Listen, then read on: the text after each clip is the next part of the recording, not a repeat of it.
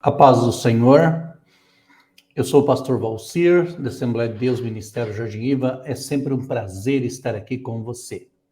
E hoje nós vamos estudar, ou melhor, iniciar um novo trimestre. Esse trimestre que vai agora de outubro a dezembro. Estaremos estudando a lição com o título A Justiça Divina. E nós vamos falar sobre a preparação do povo de Deus para os últimos dias no livro de Ezequiel. Então, nós estaremos falando sobre, o título da nossa lição é Ezequiel, o Atalaia de Deus. E essa lição será ministrada amanhã. Estamos um pouco atrasados, mas é importante que a gente deixe aí na nossa playlist esta lição. E nós estamos, então, iniciando esse trabalho tão maravilhoso que é sobre Ezequiel. Mas quem foi Ezequiel? Por que ele é chamado de Atalaia? Como foi o seu ministério? Ele atuou no pré-exílio, ou no pós-exílio, ou dentro do próprio exílio? Então, são estas e outras questões que nós vamos discutir nesta videoaula.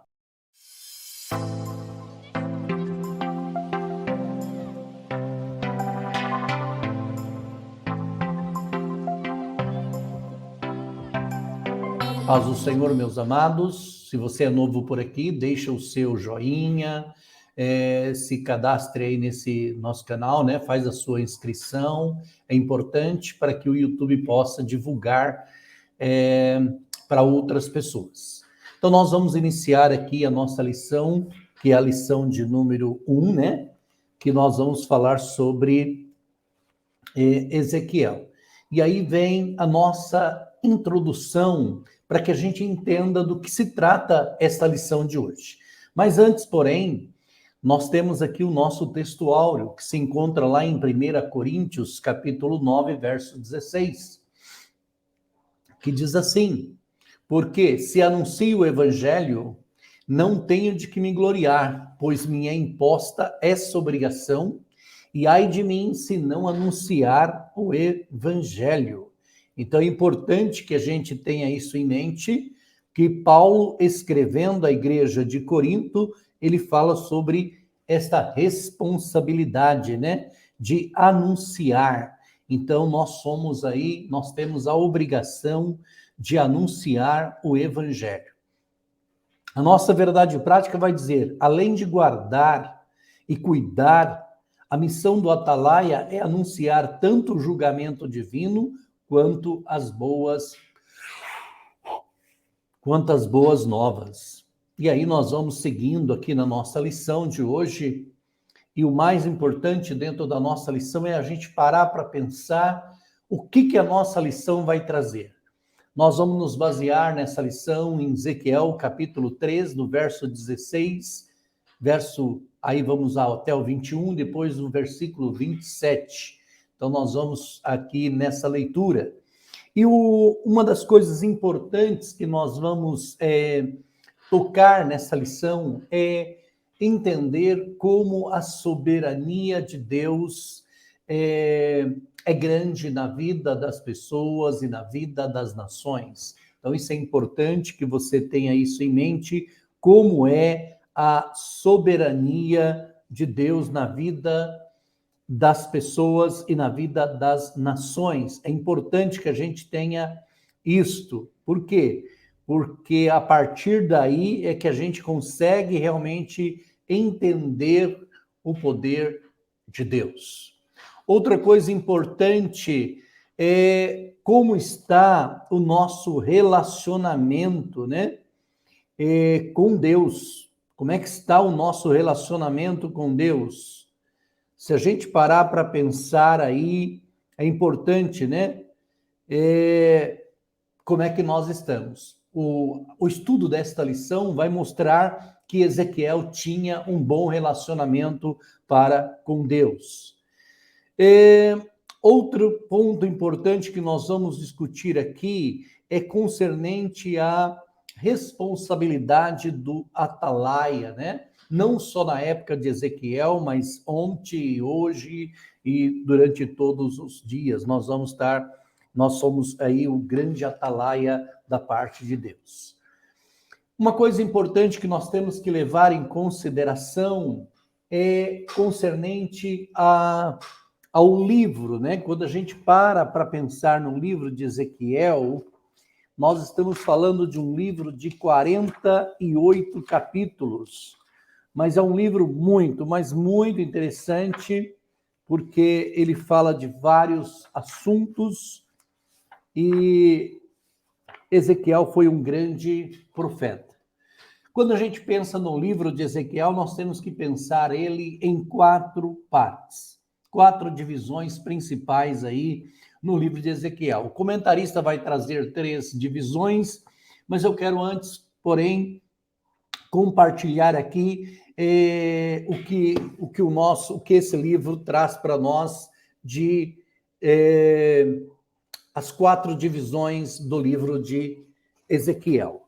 E aí é importante a gente analisar o seguinte: primeiro é a chamada e comissão de Ezequiel. Está lá do capítulo 1 até o capítulo 3, verso 27. Nós temos ali o chamado de Ezequiel.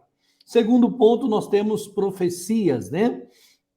De Judá e Jerusalém, do capítulo 4 até o capítulo 24. Depois nós temos a terceira parte, que é profecia contra as nações estrangeiras, que vai do 25 ao 32. E aí nós vamos ter lá condenação contra Amon, condenação contra Moabe, condenação contra Edom, condenação contra Filistia, condenação contra Tiro, condenação contra Sidom e condenação contra o Egito. São 7 nações que Deus vai mostrar que ele também é soberano, não só sobre nós, mas também sobre todas as nações, né? E nós temos o ponto 4 aí, que vai do capítulo 33 ao 48, que vai falar sobre as tribulações futuras, né? E a restauração final, aí de Israel. Então é importante a gente ter isso em mente e pensarmos um pouquinho sobre isso, para que a gente possa entender aí toda essa soberania da parte de Deus. E lembrando aqui, nós temos nosso primeiro tópico, né, da nossa lição, que vai falar sobre o livro de Ezequiel, né? E nós já falamos aí dessas divisões, mas só aprofundando um pouquinho, essa primeira parte aí vai realmente mostrar aí que nessa primeira parte foi antes da destruição de Jerusalém, né? Antes da destruição de Jerusalém, aconteceu os primeiros 24 capítulos do livro de Ezequiel. Quando a gente para analisar, a gente vai perceber isto, né?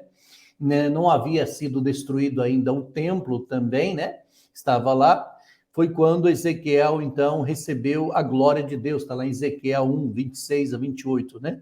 Então, os discursos dessa primeira parte do livro são predominantemente de ameaça, juízos, né? Então, nós vamos ter aí, realmente, aí uma atuação clara. Mas vamos entender um ponto importante sobre Ezequiel.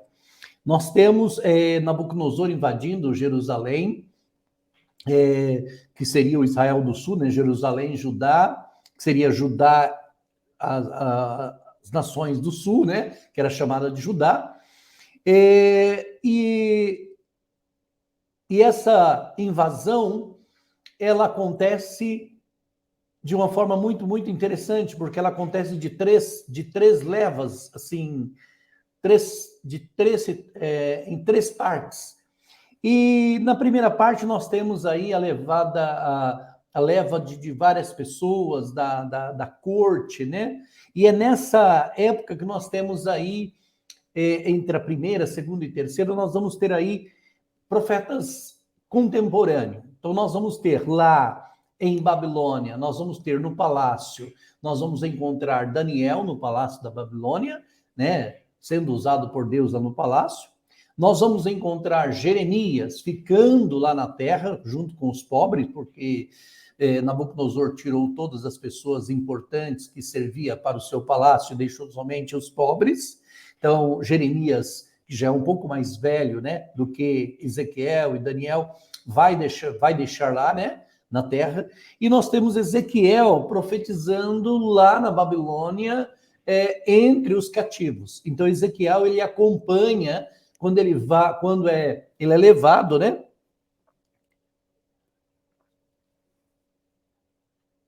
Como a Bíblia vai dizer que ele é filho de sacerdote, e ele é da descendência de Arão, então ele também é um sacerdote, e ele vai então lá para a Babilônia, e ele então fica lá por algum tempo, mais ou menos 7 anos, entre o povo, depois é chamado por Deus para atuar como um profeta, né, entre o povo, mas lá em Babilônia. Então nós temos aí todas esses homens de Deus que são contemporâneos, né? Só repetindo, Daniel em Babilônia, no palácio, Ezequiel no meio do povo, lá na Babilônia, né? No cativeiro lá, e nós temos Jeremias ficando lá em Jerusalém, tá? Uma coisa importante que a gente tem que levar em consideração também, né? Dentro dessa coisa, que seria aqui a segunda parte, né? Que vai falar dos pronúncios contra as várias contra Judá e Israel, né? Na segunda parte, que é do capítulo 25 aqui, que eu coloquei, 25 até o capítulo 32, né? E o que acontece é que nessa segunda parte nós vamos ter também juízos contra as 7 nações, né? Amon, Moabe, Edom, Filistia, Tiro, Sidom e Egito. Então, Deus vai mostrar a sua soberania também sobre todas essas nações que se orgulharam, que de alguma forma, vivenciaram aquele momento de Israel, ou riram, ou contribuíram para toda essa situação de Judá. Eles vão pagar um preço também caro por isso, não só Judá como Israel. E nós temos a terceira parte, que já vai lá do 33 ao 48, e aí vai falar da queda, né? Já vai começar com a notícia da queda de Jerusalém, né? Então nós vamos ter aí promessas sobre o retorno do povo de Israel, né? Nós vamos encontrar a grande profecia do Vale dos Ossos Secos, né? Que vai falar sobre o capítulo 36, lá que vai falar sobre a restauração do povo de Israel, restauração esta que veio ocorrer em 1948, quando Israel começa novamente a ter o seu espaço físico e a se tornar nação. E nós vamos ter aí essas profecias, né, que fala da invasão de Gog e Magog, a Terra Santa, e vai terminar o livro aí com a redenção de Israel aí e de toda a humanidade aí nessa visão, né? Isso vai do 40 aí ao 48, toda essa visão. Então, o livro de Ezequiel nós vamos estudar com mais 12 lições que virão pela frente, né? Então, é importante a gente analisar isso daí. Então, o que fica aí resumido aí, que ele pode ser dividido em 3 partes, né? Esse primeiro tópico aí, principais, primeira parte, capítulo, né? Vai dos capítulo 1 ao 24, a segunda parte vai do 25 ao 32, e a terceira parte vai aí do capítulo 33 ao 48. Isso é importante a gente ter isso em mente, né? Então, outra coisa importante é o segundo ponto aqui, que é sobre o profeta, né? Quando a gente fala do profeta, e aí a gente tem que ser levado em consideração que quando a gente vai falar do profeta, o profeta Ezequiel, ele começa, ou melhor, o seu livro, ele é muito próximo ele usa a mesma linguagem apocalíptica, né? Então, se a gente observar, ele usa imagem, ele usa comparações, ele tem visões, e nessas visões ele vai ter alguns animais, rodas que se movimentam, animais com cara de homem, com cara de boi e assim por diante. Todas essas imagens que ele utiliza é chamada de uma linguagem apocalíptica. E quando você vai comparar o que ele escreve, tem muito a ver, está muito próximo daquilo que também consta lá no livro de Apocalipse, né? Linguagem aí e símbolos, né? Então, é importante a gente analisar essa questão aí também, né? Então, dentro dessa situação, a gente vai aí caminhando, né? Outra coisa importante que a gente vai ver aqui é que a sua identidade, né? Quem é o profeta Ezequiel? Quando a gente para analisar realmente quem é o profeta Ezequiel, Ezequiel, ele é o profeta, que o seu nome em hebraico aí é Ezequiel, né? Que quer dizer fortalecido em Deus, né? Então é importante aí a gente ter isso, essa parte aí para a gente guardar isso conosco, ok? E diz o texto, né, que ele não vai aparecer lá nos relatos, né, dos reis lá, né? Pouco se sabe sobre ele, apenas o que nós lemos nos livros aí, mas nós vamos ver que ele deixa, que vai aparecer e que ele realmente ele é ele é um ele está lá em Babilônia, né? Dentro do cativeiro, lá com o povo. Então, ele sente a necessidade do povo, ele está ali vivendo entre os exilados, né?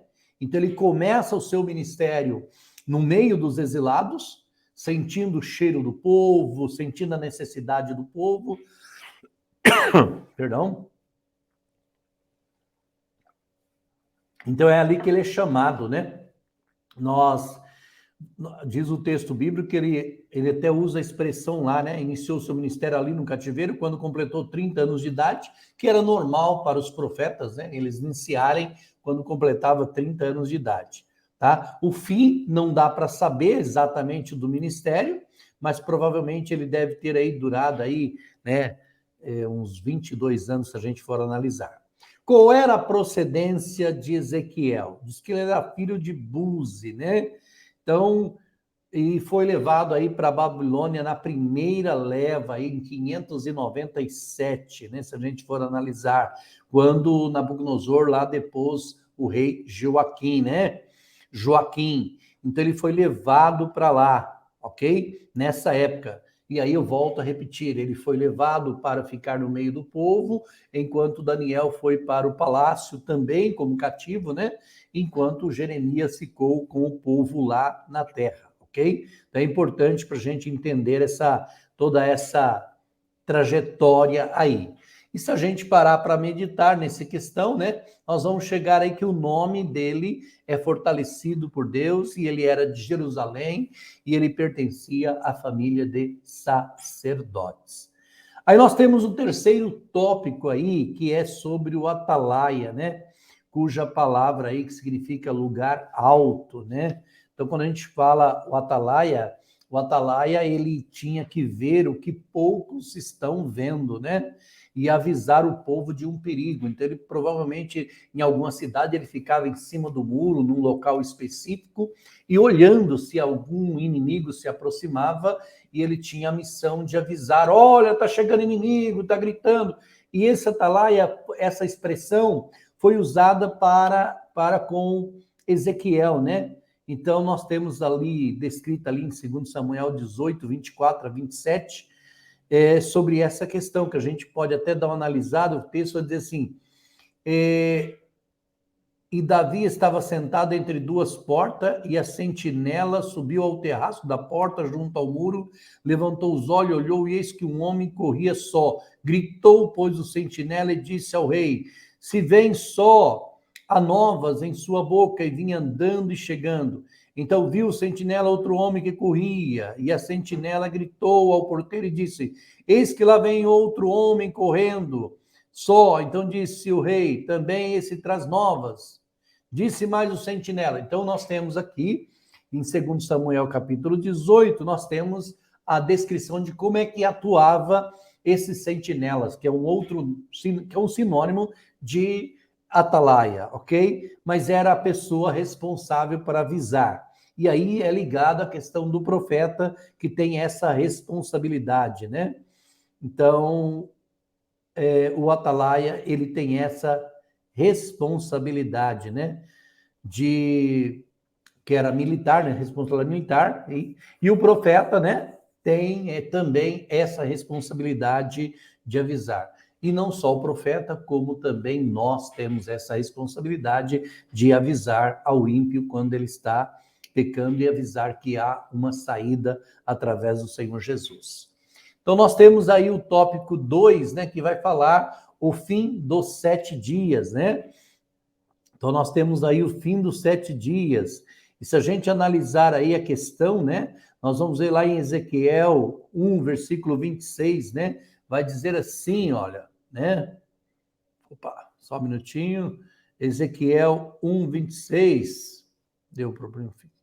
Vamos ver aqui, ó. Ezequiel 1, 26, vamos ler aqui. Ezequiel 1, 26. Diz o texto bíblico assim: acima dessa superfície havia algo parecido ao Ezequiel 1, 26. Deixa eu ver aqui onde nós estamos. Ezequiel. Exatamente, está aqui, olha. O profeta se refere à primeira visão com a qual inaugura o seu ministério profético, que ocupa todo o capítulo 1, né? Então ele vai dizer lá que no fim dos 7 dias, se a gente for analisar aqui, o fim dos 7 dias seria o verso 16, né? Que nós estamos analisando aqui em Ezequiel, ok? Então, se refere à sua primeira visão, né? Que ele tem. Então, ele fala assim, na sua primeira visão,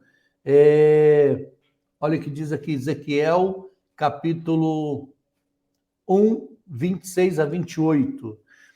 E acima dessa superfície havia algo parecido com um trono de safira. No trono bem alto havia uma figura semelhante a um homem.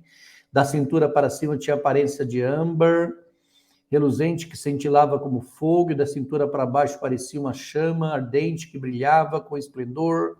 Estava rodeado por um aro luminoso, como um arco-íris que resplandece entre as nuvens num dia de chuva. E essa era a aparência da glória do Senhor para mim. Quando vi, prostrei-me com o rosto em chão e ouvi a voz que falava comigo. Então, esta é a visão que Ezequiel está tendo, e se nós observarmos, ela está muito ligada à visão que João teve lá em Apocalipse, né? Quando a gente vai lá em Apocalipse, capítulo 1, nós vamos ver algo muito parecido com isto, né? Capítulo 1, ele vai dizer assim, ó, né? Revelação, ele me enviou, e ele diz aqui, ó, eu, João, graça e paz, nuvens, deixa eu ver aqui. Aqui, versículo 9. Eu, João, irmão, companheiro de vocês, no reino, perseverança, estava na ilha de Pátimo, era o dia do Senhor, e vi tomada pelo Espírito, de repente ouvi atrás de mim uma voz, como toque trombeta, escreveu num livro, envia. Quando voltei para ver quem falava comigo, 7 candelabros, em pé havia alguém semelhante ao filho do homem, vestia um manto comprido, com faixa, cabelo branco, como lã, neve, os olhos como chama de fogo, os pés como bronze polido, refinado e fornalha. Então nós vamos perceber aqui que tanto Ezequiel como João está muito próximo aí, né, na questão do Apocalipse, tá? Então, nós temos aqui essa questão muito ligada à questão. Então, aí, nós temos aí, então, dentro desse livro, né, que vai usar muito a palavra, veio a palavra do Senhor. Né? Então, nós vamos ter isso aí, olha, ao introduzir seu chamado para ser atalaia, o fim do 7º dia deve ser o tempo que ele esperou para recuperar suas forças, e depois do impacto da visão da glória de Deus, né? Então, quando ele tem lá a glória, quando a glória aparece para ele, lá em Ezequiel, capítulo 1, quando a gente analisa aqui Ezequiel, capítulo 1, vamos analisar para a gente poder entender melhor, né? Capítulo 1, nós vamos ter aqui, olha, em 31 de julho de meu 30º ano, enquanto eu estava com os exilados judeus junto ao rio Quebar, na Babilônia, os céus se abriram, tive visões de Deus. Isso aconteceu no 5º ano do exílio do rei Joaquim.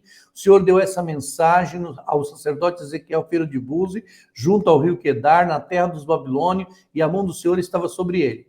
Quando olhei, vi uma grande tempestade que vinha do norte, uma nuvem faiscava, e ele vai tendo as suas visões aí, né? Realmente clara aí, sobre toda essa questão. E nós temos aqui no verso